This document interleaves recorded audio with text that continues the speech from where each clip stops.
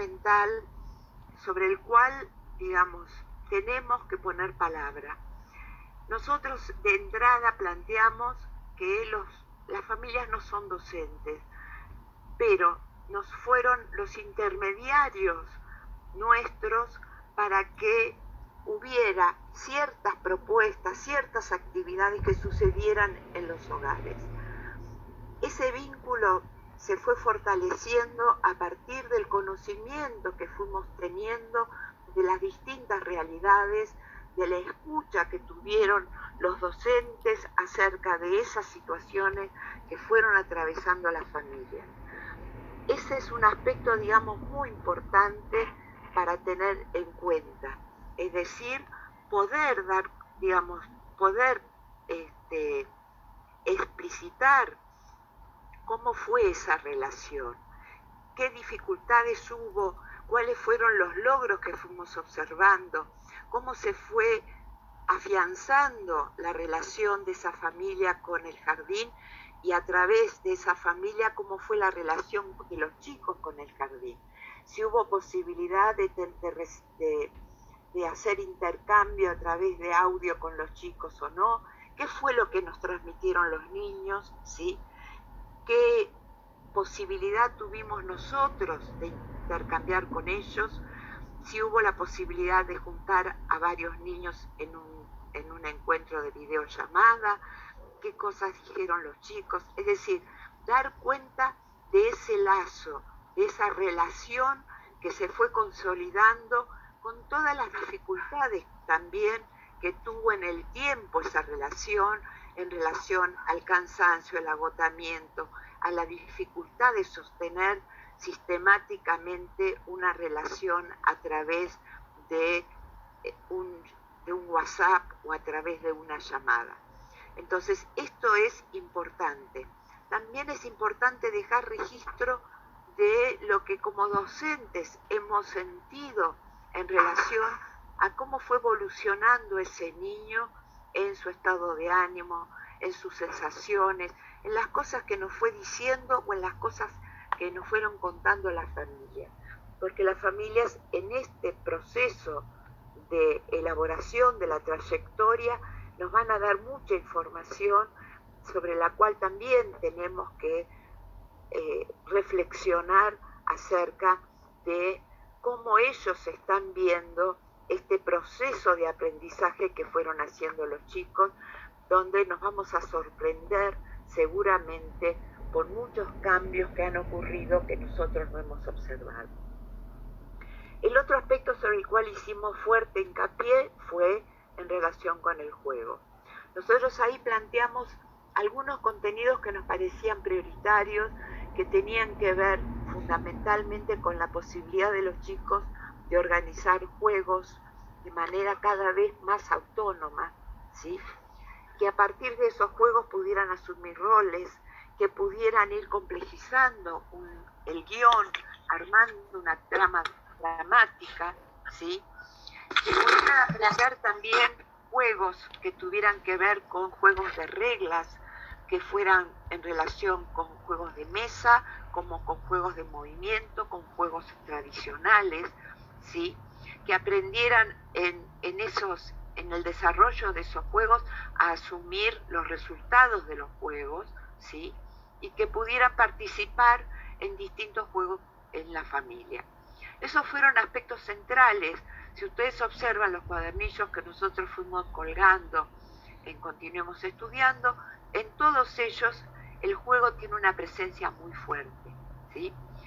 Por muchas razones, pero centralmente porque consideramos que a través del juego los niños no solamente tienen la posibilidad de desarrollar procesos cognitivos, sino también porque el juego, un chico que juega es un niño sano. Nos preocupan los niños que no pueden jugar, los niños que no juegan. Y por otro lado, digamos, el juego permite además la conexión con los otros. En ese sentido, ¿qué vamos a observar si es posible, si tuvimos oportunidad, si recibimos videos, si recibimos audios, si recibimos comentarios de la familia? por un lado, conocer los distintos tipos de juegos que hicieron los niños y cuáles fueron sus preferidos, ¿sí? Indagar acerca de cuáles fueron los argumentos que se desarrollaron, que jugaron a la verdulería, jugaron a la zapatería, jugaron a el cuento que escucharon, es decir, qué tipo de juegos fueron armando, qué construcciones hicieron, ¿sí? Pudieron asumir un rol, pudieron ser cada vez más autónomos en la organización de ese juego, pudieron ir complejizando la trama de ese juego, ¿sí? Eligieron los elementos para jugar, pudieron disfrazarse para asumir ese rol. Son todas pequeñas preguntas, ¿sí? Donde vuelvo a decir, hay cuestiones que podemos dar cuenta y cuestiones sobre las cuales no vamos a poder dar cuenta. En relación con los juegos convencionales, ¿qué juegos aprendieron? ¿Sí? Si comprendieron las reglas, si las pudieron respetar, si crearon nuevas reglas para esos juegos, si aceptaron los resultados cuando perdían. El otro aspecto sobre el cual pusimos mucho el hincapié tiene que ver con las prácticas del lenguaje. Y ahí nos centramos en primera instancia fundamentalmente con las prácticas del lenguaje oral, conversar, escuchar, preguntar, porque pensamos que es sobre todo, digamos, siempre, pero en particular en estos tiempos, es muy importante que el lenguaje oral esté presente en la vida de la familia. Nosotros sabemos que no siempre hay diálogo, no siempre hay conversación y por eso insistimos mucho en que la familia tome conciencia acerca de la importancia que tiene el lenguaje oral para el desarrollo de los niños. El otro aspecto sobre el cual pusimos también mucho hincapié tiene que ver con las prácticas de la escritura. Y ahí, para los niños más grandes, planteamos que los niños aprendieran a escribir su nombre a partir de copiar ese nombre, pensando que el nombre es fundamental porque es lo que da identidad a cada uno de nosotros, pero además el nombre permite que los chicos se apropien de un conjunto de letras para poder ir siguiendo ese proceso de construcción de la lengua escrita, y por otro lado porque el nombre también permite que los chicos comiencen a relacionar la escritura con el lenguaje oral. Y en ese sentido, digamos, nos importa que los chicos vayan haciendo lentamente este proceso de ir apropiándose de la lengua escrita, sabiendo que los niveles de conceptualización van a ser muy diferentes porque las oportunidades de los niños también han sido muy diferentes. Es distinto un hogar donde se escribe y se lee cotidianamente de un hogar donde esas prácticas están muy reducidas. También es distinto un niño que tuvo la oportunidad de intercambiar con hermanos mayores, donde los vio hacer tarea, a un niño que no tuvo esa oportunidad. Es decir, que las situaciones fueron muy desiguales y por lo tanto los aprendizajes de los niños también fueron muy desiguales, ¿sí? En ese sentido, nosotros hicimos algunas propuestas de que los chicos pudieran escribir por sí mismos según como ellos creyeran que tenían que escribir. Y ahí fue importante dejar claro a las familias que no era necesario corregirlos, que el error no se fija, que son etapas necesarias, ¿sí? Y que entonces es importante valorizar ese proceso que van haciendo los niños cuando están escribiendo. El otro tema, que es el más complejo porque sabemos que era un aspecto que a nosotros nos interesa particularmente, pero que seguramente no fue posible desarrollar en la mayoría de las familias, que tenía que ver con el tema del dictar a otro para que el otro escriba. Y eso es una práctica que también es cierto que en nuestros propios jardines muchas veces está muy ausente. Ponemos muchas veces mucho el acento en el tema de escribir, pero no ponemos tanto el acento en reflexionar acerca de qué se escribe ¿sí? ¿Cómo hacemos para escribir? ¿Qué tenemos que hacer para escribir una carta? ¿Qué diferencia hay entre escribir una carta y escribir un cuento? ¿Cómo se escribe una noticia? Es decir, que la escritura dada por un adulto que escribe en función de lo que los niños van dictando, permite que después, al leer lo que el adulto escribió de lo que efectivamente el niño dijo, permite un proceso de reflexión de los chicos acerca de si se entiende lo que se está escribiendo, si efectivamente así se escribe un cuento, si no habría que incorporar a lo mejor algún otro elemento para que el que lo lea entienda. Es decir, hay todo un proceso muy importante en relación con el tema de la escritura, que tiene que ver justamente entonces con la posibilidad de los chicos de poder reflexionar acerca de los diferentes tipos de texto y cómo se escriben los diferentes tipos de texto.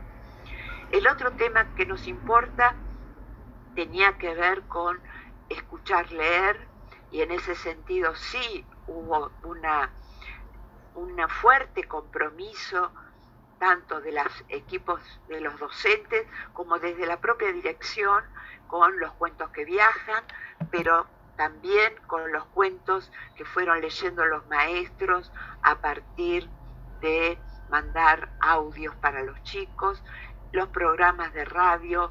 Es decir, hubo mucho esfuerzo en poblar el mundo poético de los niños, y los chicos efectivamente han escuchado mucho leer. Han tenido muchas menos oportunidades, la mayoría de nuestros niños, de leer por sí mismos. Leer por sí mismo, que no significa leer convencionalmente, sino leer en el sentido de poder anticipar en función del texto de que se trata, de qué tratará ese texto. Y entonces, a partir del contacto con los libros, los niños van descubriendo que a partir de observar ese texto pueden empezar a anticipar de qué va a tratar. Este es un cuento de brujas. Esto no es un cuento. Esto no tiene ningún dibujo. Acá este debe ser un libro que trae información. Este debe ser una enciclopedia porque hay fotos de animales. Es decir, a partir del contacto con los libros, los chicos empiezan a adquirir una práctica que tenemos todos los lectores, que es el tema de la anticipación, ¿sí? Y que es fundamental en los procesos de comprensión de la lectura. ¿Qué aspectos nosotros fuimos marcando? Que vuelvo a decir, no va a ser posible observar en todos los casos, ¿sí? Un aspecto tiene que ver con el avance en el desarrollo del lenguaje oral. Si efectivamente avanzó la capacidad de comunicarse, cómo va a estar estructurando las oraciones. No nos importa tanto el tema de la pronunciación. Por supuesto que si hay problemas de pronunciación podremos dejar registro de esto, pero centralmente el tema es la comunicación, la capacidad de los chicos de poder preguntar, de poder escuchar, de poder dar una explicación, ¿sí? Estos aspectos seguramente, vuelvo a decir, va a haber muchos casos en los cuales no vamos a tener registro de esto, y en otros casos a lo mejor sí, a través de los comentarios que nos hace la familia o a través de las conversaciones que tuvimos la oportunidad de mantener con alguno de los chicos. El otro aspecto importante va a tener que ver entonces si les interesaron los libros, si tuvieron la oportunidad de tenerlos. Hubo casos preciosos donde los maestros entregaron los libros de los que estaban en los jardines y los chicos tuvieron la oportunidad entonces de recibir ese libro, y hubo casos en los cuales los chicos no querían devolver esos libros porque eran libros que les gustaban mucho, y entonces eso también es un elemento importante a tener en cuenta. Si preguntaron qué decía ahí cuando recibieron ese libro, si ya puede escribir su nombre, si en los dibujos que nos enviaron aparece la escritura de ese nombre, ¿sí? Si le interesó escribir por sí mismo, ¿sí? durante el juego, por ejemplo, si al hacerlo usa letras o pseudoletras, ¿sí? Si tuvo oportunidad o no de dictar un texto. El otro aspecto que pusimos entonces el acento tiene que ver con la matemática. En relación con la matemática nos importaba entonces que los chicos avanzaran en el conocimiento de la serie numérica y que aprendieran además a contar de manera más estricta, ¿sí? Y que a partir de aprender a contar pudieran establecer cuál era el cardinal de ese conjunto, que pudieran comparar las cantidades, ¿sí? Que pudieran empezar a escribir números y a poder leer números, y que también pudieran comunicar y representar las relaciones de los objetos en el espacio. En relación con estos aspectos, si fuera posible, nos interesaría poder conocer qué parte de la serie numérica utilizan, ¿sí? Si efectivamente pueden contar, si usan los números cuando están jugando los distintos juegos, cómo anotan, ¿sí? ¿Qué posibilidades tienen entonces de poder escribir números? Si los pueden leer, si durante los juegos fueron cuando les planteábamos, por ejemplo, jugar a la verdulería y pusieron precio a las frutas y a las verduras, si usaron los números para poner el precio, etc. El otro aspecto que para nosotros fue central y que tiene que ver con lo que decíamos antes, tiene que ver con la educación artística y dentro de la educación artística la literatura. Ahí nos importó fundamentalmente como práctica que pudieran escuchar cuentos, poesías, adivinanzas, trabalenguas, que hubiera conversación en relación a esos cuentos que escuchaban o esas poesías, que pudieran conversar acerca de los personajes, de las distintas situaciones, ¿sí? Que pudieran imaginar finales diferentes para los cuentos o pudieran pensar en que se junta un personaje con el otro y les permite inventar cuentos nuevos, ¿sí? Es decir, que el mundo de la literatura fue para nosotros muy, muy importante, en particular en este tiempo, que nos permitió algo que seguramente difícilmente sucede en los jardines, que es que todos los días los chicos pudieran escuchar un cuento o escuchar leer una poesía, etc. ¿Qué vamos a poder evaluar de esto? Bueno, en principio, saber si efectivamente recibieron los cuentos que viajan, y los panes y rondas, si mostraron interés, si los estaban esperando, si tienen algún cuento que es favorito, si conversan sobre ellos, si se atrevieron a inventar algunos. Hemos recibido algunos audios de cuentos inventados por los chicos maravillosos, o algunos videitos de niños que toman un libro e inventan a partir de las imágenes de ese libro una historia, ¿sí? Si pudieron contar con libros en el hogar, ¿sí? Poder saber si pudieron, a partir de contar con esos libros, pudieron anticipar de qué se trataba ese cuento, ¿sí? Si pudieron pensar cómo se cree que se llama ese cuento. Por supuesto, vuelvo a decir, no va a ser una situación que podamos observar, seguramente en la mayoría de los casos no, pero son cuestiones interesantes para empezar a pensar que son aspectos que los maestros que tomen estos grupos van a tener que poner la mirada en estos aspectos que son los aspectos sobre los cuales nosotros no pudimos trabajar. El otro aspecto tiene que ver con la educación artística, va a tener que ver con el lenguaje visual, y entonces dibujar, pintar, modelar, construir, con todas las dificultades también que en este caso tuvimos, de falta de elementos, de falta de hojas, de falta de lápices, de falta de todo, ¿sí? Y con algunas cuestiones que pudimos empezar a ir supliendo a partir de utilizar otras formas de expresión a través de lo que se llama también, digamos, todo lo que es la producción que no permanece en el tiempo, y entonces los chicos, hubo propuestas preciosas que contaba justamente Patricia en relación, por ejemplo, a esculturas hechas con elementos de la naturaleza en una isla de Tigre, por ejemplo, donde los maestros y las familias y los chicos pudieron armar diferentes tipos de estructuras usando los elementos que rodean a los hogares, ¿sí? También propuestas de poder modelar con barro, con arena, en algunos casos con masa. Es decir que, digamos, los chicos, en la medida de las posibilidades, pudieron entonces explorar y seleccionar diferentes tipos de materiales, de soportes y de procedimientos en función de esa intencionalidad expresiva.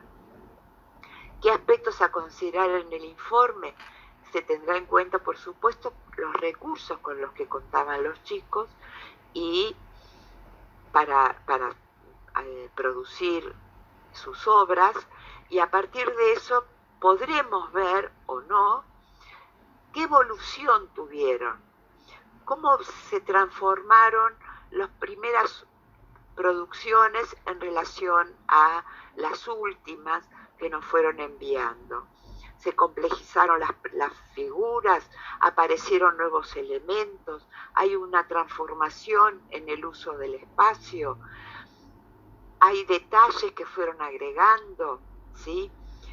Cómo fue utilizado el color y, por supuesto, digamos, la diferencia, digamos, esas producciones tanto en la bidimensión como en la tridimensión. El otro aspecto de la educación artística que tiene que ver con el lenguaje corporal y musical, entonces las posibilidades de interactuar con el cuerpo en ese espacio a partir de su expresión a través del movimiento, la posibilidad entonces de producir distintos tipos de movimientos, de relatos poéticos a partir del uso del cuerpo, de la voz, de los sonidos, de las imágenes, de tal manera que haya habido la posibilidad, de expresar sentimientos, sensaciones, posibilidades. Volvemos a decir, muchas de estas cuestiones las habremos observado y muchas de estas cuestiones no las pudimos observar. Lo que podemos entonces, si fuera posible, en relación con el lenguaje corporal, ver si efectivamente los niños tuvieron interés en ese movimiento expresivo, la posibilidad de explorar diferentes tipos de movimientos, usando el espacio y usando objetos que acompañaran esos movimientos, y en relación con el lenguaje musical, la posibilidad que tuvieron de escuchar diferentes tipos de melodías, de poder cantar canciones, algunas referidas al jardín, si se las acuerda, muchas canciones a lo mejor aprendidas en el seno del hogar, si efectivamente tuvieron interés en explorar la producción de sonidos usando diferentes elementos cotidianos, es decir, y se utilizó distintos tipos de acciones para producir esos sonidos. Vuelvo a decir, son todos aspectos que a lo mejor podemos dar cuenta y a lo mejor no podemos dar cuenta. El otro aspecto sobre el cual también ponemos la mirada y la importancia tiene que ver con el ambiente natural y social. Aquí las situaciones cotidianas, las situaciones de vida de los niños nos marcan muchas diferencias acerca de lo que los chicos pudieron indagar de su contexto. Fue diferente lo que pudieron indagar los niños que vivieron en la zona rural que los niños que viven en la zona urbana, los niños que viven en una gran ciudad que los niños que viven en suburbios o en ciudades más pequeñas. Es decir, que los procesos de indagación a partir de lo cotidiano van a estar sumamente relacionados con los contextos de vida, donde nosotros además planteamos fuertemente la posibilidad de que justamente para esa indagación cobre mucha importancia la presencia de los adultos en la familia, la presencia de los hermanos en la familia, la posibilidad de que habilitar preguntas para que los mayores puedan compartir con los chicos muchos de los conocimientos que tienen acerca de por qué realizan determinadas cosas, cómo las realizan, ¿sí? Qué dificultades tienen, qué cosas fueron aprendiendo, cuáles fueron, digamos, los cambios que fue haciendo. Es decir, poner, digamos, la experiencia de lo cotidiano como pregunta que habilita a ese intercambio de conocimiento entre los adultos y los niños, los adultos o los hermanos mayores. Hay experiencias preciosas que se fueron realizando en los distintos jardines que tienen que ver con tanto la experiencia de huertas y los procesos de indagación de los chicos acerca de qué tipo de cultivo corresponde hacer en determinada época, qué pasa con las semillas, cómo es, qué aroma tiene determinada planta, cuáles fueron los pájaros que aparecieron en el jardín o en el terreno de su casa, qué pasa con los nidos, qué pasa con los nuevos personajes que aparecieron en la vida de los niños, ¿sí? Los agentes sanitarios, ¿sí? Los agentes municipales, la persona que recorre el campo vendiendo casa por casa. Es decir, hay una serie de aspectos que fueron novedosos para la vida de los niños. Y por otro lado, el tema de que muchas familias comenzaron a trabajar y entonces compartir también la vida de ese trabajo con los niños. ¿Qué herramientas utiliza? ¿Qué características? ¿Qué cosas hace? ¿Por qué hace de esa manera? ¿Cómo se traslada al trabajo?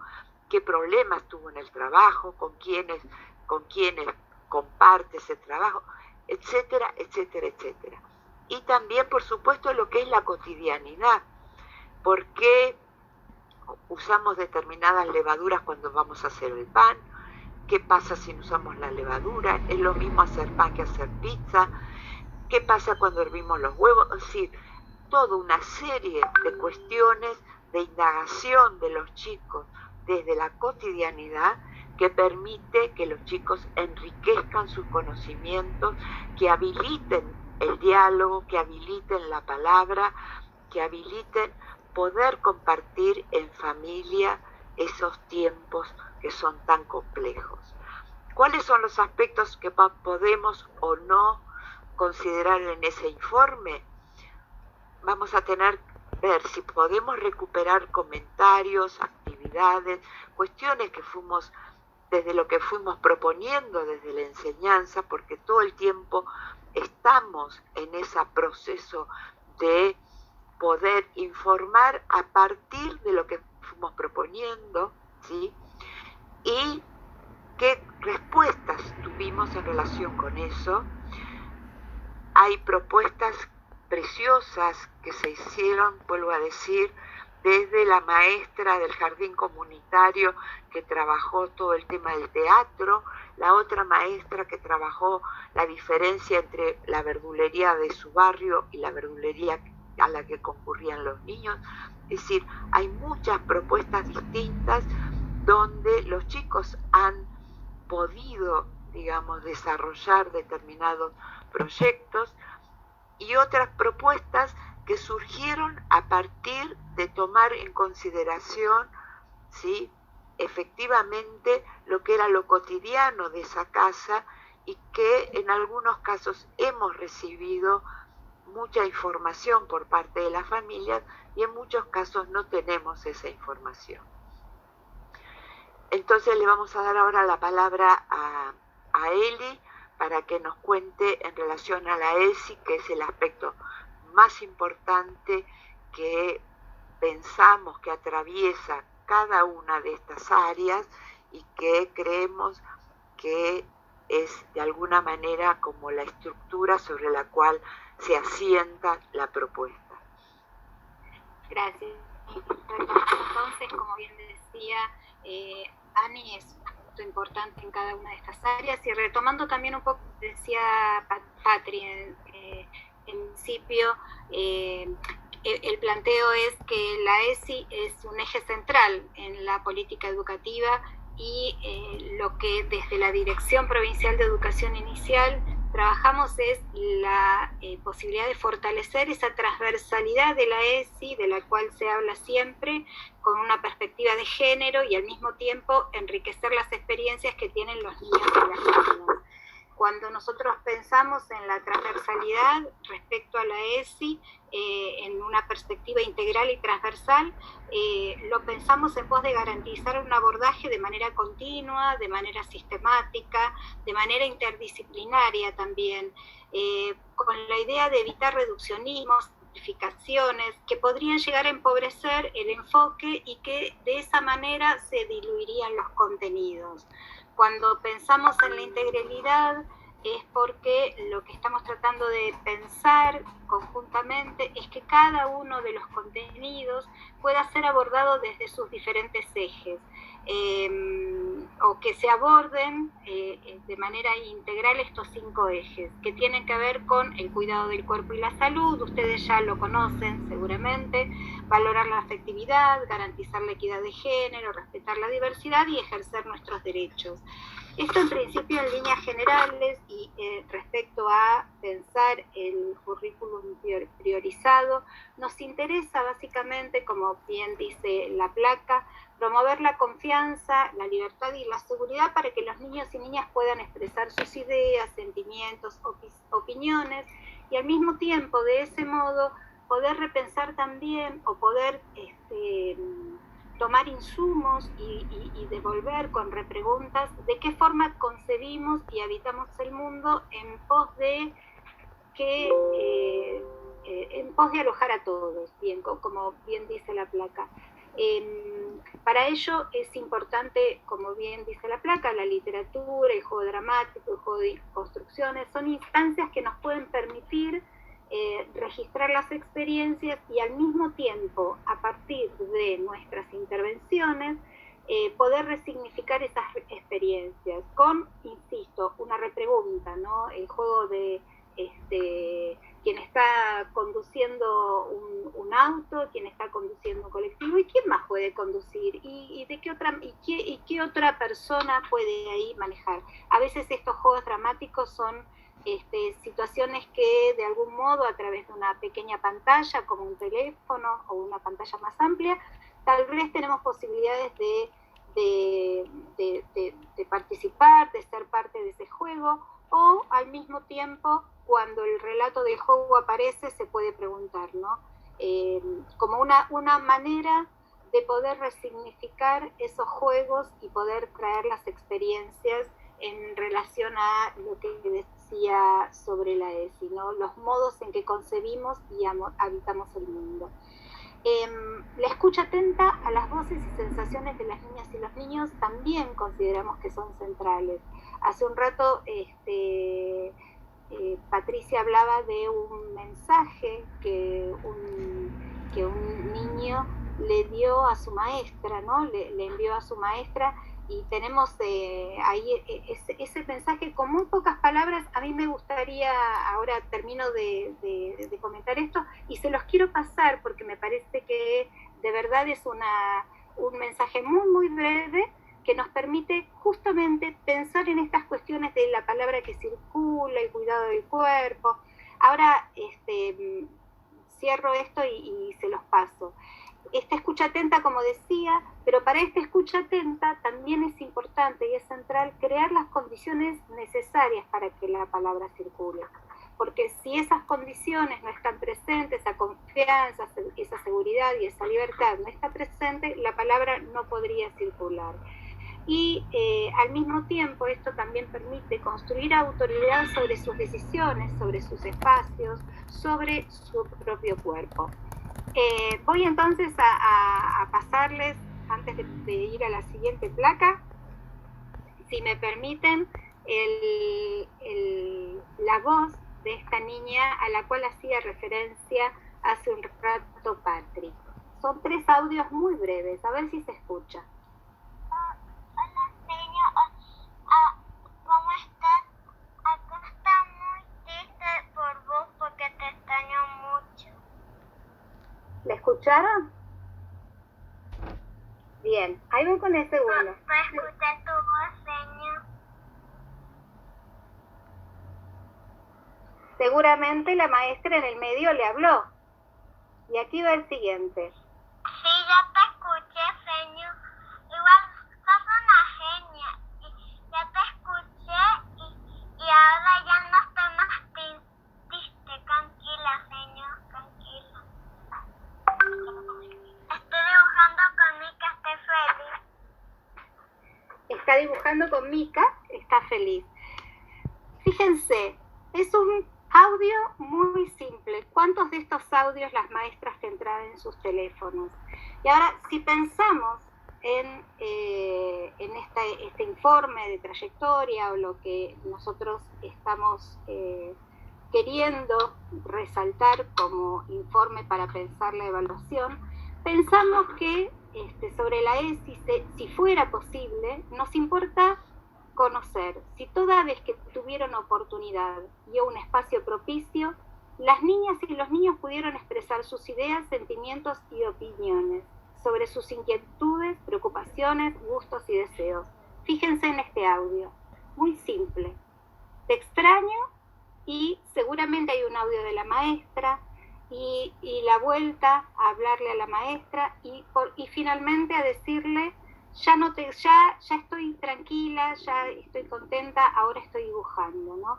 Cómo va registrando lo que le pasa a sí mismo y cómo va registrando la voz de la maestra y cómo esa voz de la maestra le afecta. Es algo muy, muy pequeño, pero cómo ahí podemos percibir.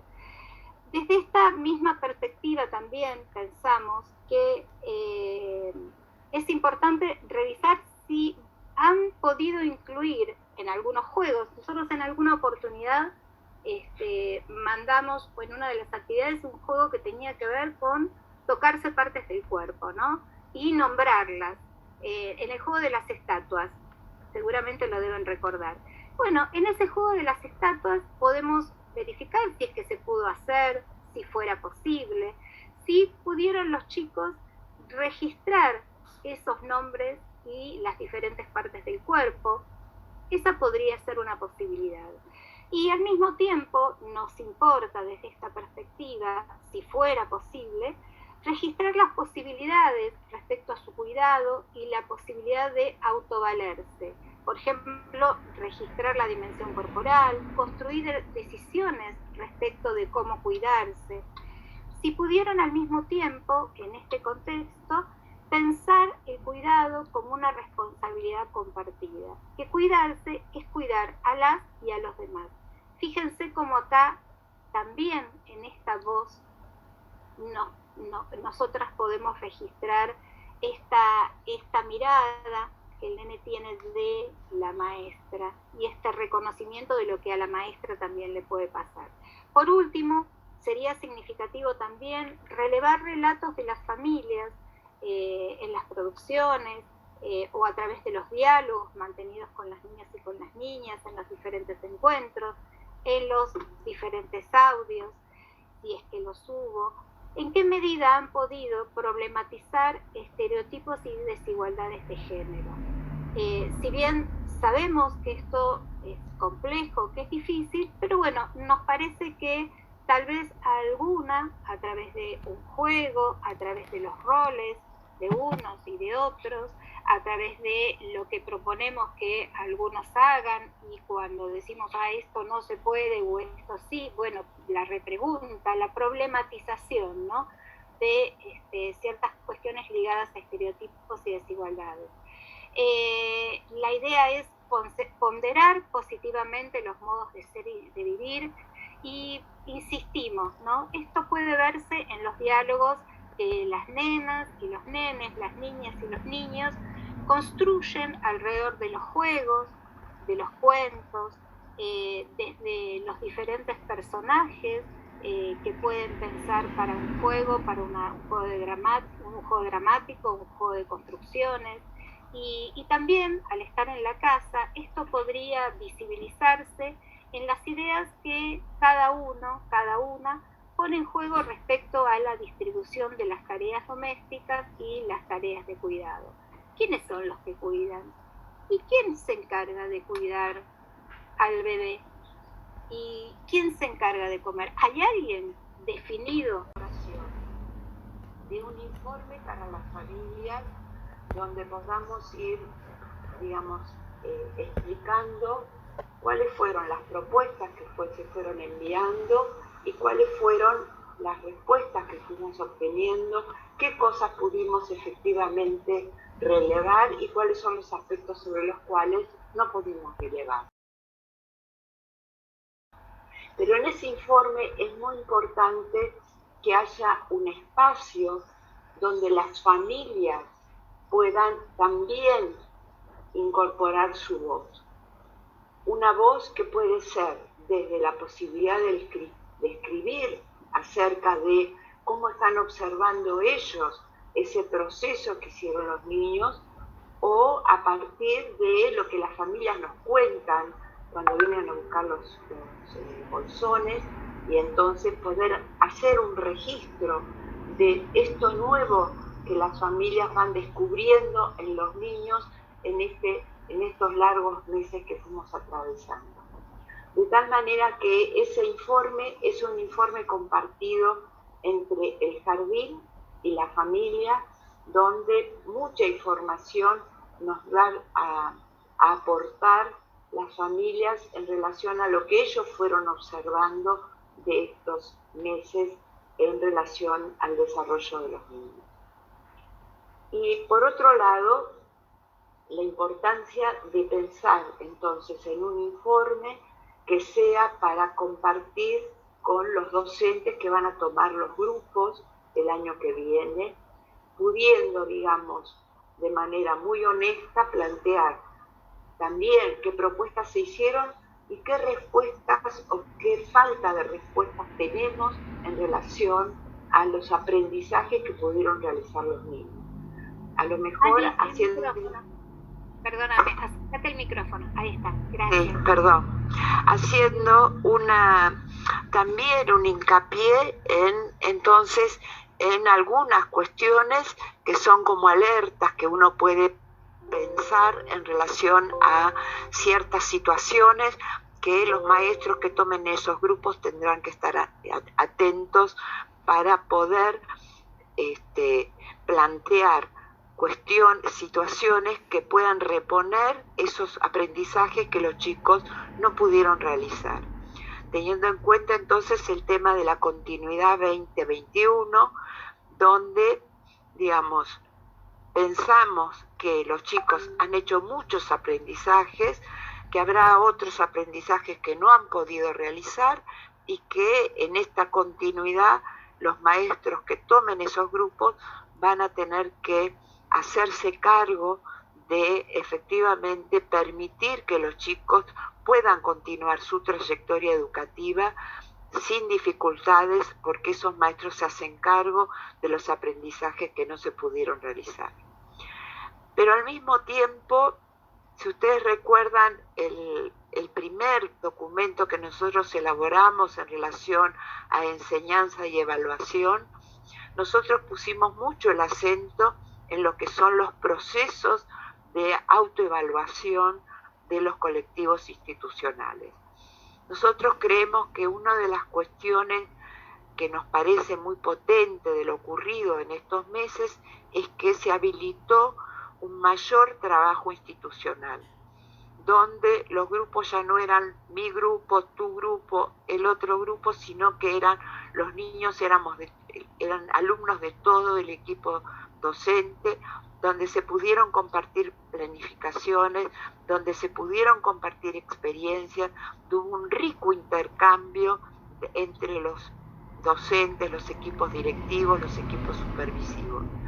Pensamos que toda esa riqueza tiene que poder ser plasmada en función de, o sea, la evaluación siempre nos sirve en la medida en que nos permite pensar hacia futuro, que nos permite revisar lo realizado para transformar lo que viene.